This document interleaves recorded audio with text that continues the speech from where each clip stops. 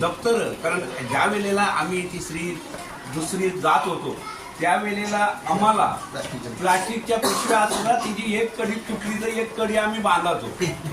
ही परिस्थिती आमची होती. आज मुलांना आज तुम्हाला चांगल्या ब्रँडेड कंपनीच्या दप्तर भेटतात, तर ती दप्तरं घेऊन त्याच्यात नुसत्या वह्या पुस्तकं ठेवू नका.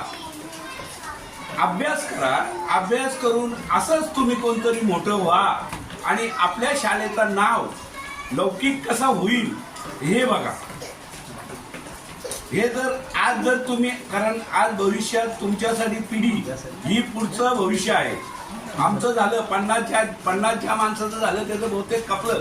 म्हणून आम्ही दप्तर आज जिथं देत आहे. आराध्याचा वाढदिवस हा नथिंग निमित्तानं आहे आपल्याला, परंतु ही दप्तरं देताना एकच उद्देश आहे. आता आमचा साधारण एक 30-35 हजार रुपये भत्ता झाला.